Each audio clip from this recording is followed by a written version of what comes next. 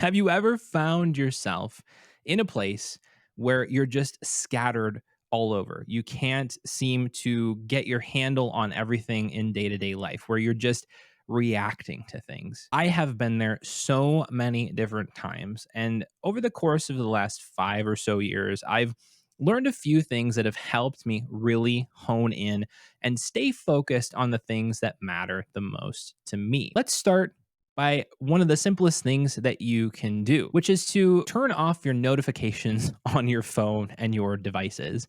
Notifications are the easiest way for outside actors to interrupt your day and your focus with things that are probably not more important than the thing that you're focusing on right now.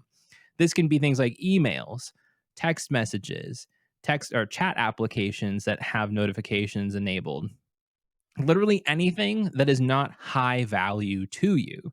So, what I tend to do on my phone is I turn off every notification unless I absolutely need to have access to it. But then I also use kind of a tiered system for my phone and for my Apple Watch because I want to allow more notifications through on my phone because I'm not interacting with it every single moment of the day. But I want fewer on my watch because these are the ones that are going to get to me immediately. And so if I have a notification from a news app on my phone that's pinging me on my watch, that's not something that I need to be seeing. And so I'm turning that off on my watch, but I might leave it on my phone, but a lot of times I don't have news apps. It's just an example. Step number two is to go kind of a little bit more of an extreme route than turning off your notifications, but that is to remove all feeds, all incoming sources of information from your phone. This is something that I have actually had to do to maintain mental clarity over the last few years. I've had to turn off Safari on my phone. I've had to turn off and remove email, remove social media, things of that sort, because I was finding that in those down moments, I was going to my email, I was going out to the web, I was going out to social media, and it was constantly drawing my attention to sources of input when my brain needed space to process on what it had already been focusing on during the day. Because when you shove input into your brain constantly, you don't have the space to process that information. And so removing sources of outside input from your phone, because that's the device that's with you all of the time, can really drastically improve your ability to focus. Because when you're not picking up Twitter or LinkedIn or Instagram all the time in every down moment, your brain has a chance to process subconsciously on the things that it has been concerned about or thinking about throughout the day. And I noticed this, and let me give an example here. I put LinkedIn and email and other things on my phone, work related stuff on my phone when I was traveling for work a few weeks ago. And I left them on for about a week when I came back. And over the course of that week, I realized that this was causing me a problem. I was pulling out my phone all the time for one, but two, I was just so much more anxious and concerned about what was going on in other places that were not right here.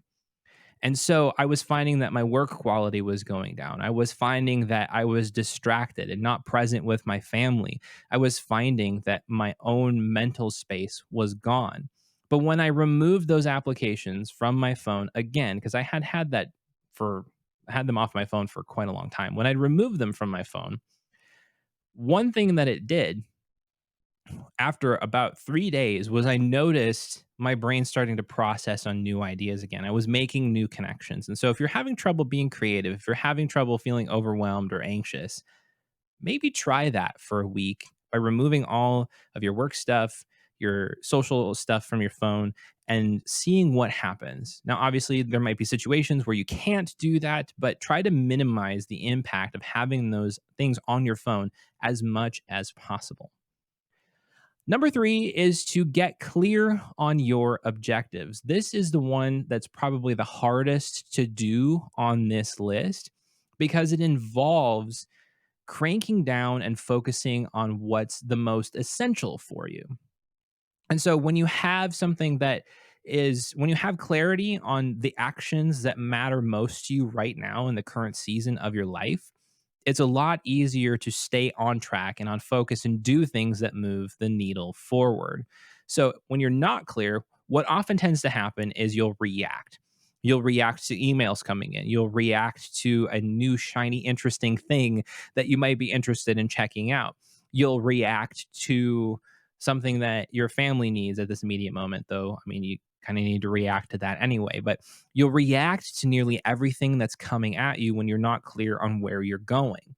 But when you're clear on where you're going, when you have objectives set for your personal life, your work life, all the different aspects and areas of your life, then it's a lot easier to say no to the things that are not important in this season, or at least set them aside for the time being. So, for example, in work, I'm really working at developing a couple of different marketing disciplines in the marketing department. And as a result of that, I have to be judicious about the work that I take on. If it doesn't fit into those efforts, then it might not be the thing that I need to focus on right now. And so, being clear on your objectives is an extremely beneficial, but also very difficult way to maintain your focus over a period of time. On a daily level, though, number four is to plan and specifically plan a highlight for your day. This idea comes from the book Make Time by John Zaratsky and Jake Knapp. Their thought is that, and I've seen this work too, and you can approach this in a lot of different ways. I like the idea of picking one main thing for your day. You can pick your three most important tasks or tackling that most difficult thing in your day, eat that frog. But whatever it is to plan something, to say a benchmark, to say, if I get this thing done or these things done today, it will be a successful day. Because when you have a short, chunked list that you can work through, then it's a lot easier to focus on it. It's a lot easier to make sure that you're staying on track with it. And then you have an easy to use benchmark to say, was today a successful day? I know a lot of times when I have pick 3 tasks, a lot of when I am focusing on those in a deep work session, say, I usually crank those out within 3, maybe 4 hours tops. But it's because I've defined the most important work for the day, and that frees me up to focus on other things or explore things throughout the rest of my day. But when I don't have this guiding principle of the most important work for the day, then what often happens is, again, I start to react, and reacting, while it can move the needle forward, sometimes you're scattered. And so your efforts are in many different places instead of focused in one. And then lastly, number five, tip to maintain focus is don't focus at all. That seems a little counterintuitive, doesn't it? But this comes from the point of, if you have struggles focusing, maybe there's a reason for that. Maybe you need a break. Maybe you need to go take care of yourself. Maybe you need a snack. Maybe you need to eat some food. Maybe you need to go for a run. It's not so clear cut that you just need to plan everything out, have your objectives clear, turn off all distractions, get into deep work mode, and then you're good for focus. There are so many other elements at play here. And when you notice your brain fighting against focus, maybe it's time to embrace that. Brains don't necessarily get tired, but they do need changes in stimuli, changes in activity. And so, if you've been hammering away on a creative activity for a period of time, or even just working for a period of time, and you're having a difficult time focusing, maybe it's time to shift and do something else for a while. Maybe that's letting yourself just scroll Twitter. Maybe that's letting yourself go outside for a walk and just sit in the sun. Maybe that's letting yourself just go lay down and read a book. Whatever that might be, do know that your brain likes to tell you what you need. And so it's okay to embrace that sometimes. But I would like to hear from you. What are you thinking? What works for you when it comes to making focus happen in your life? Do let me know in the chat or in the comments below if you're watching this after the fact.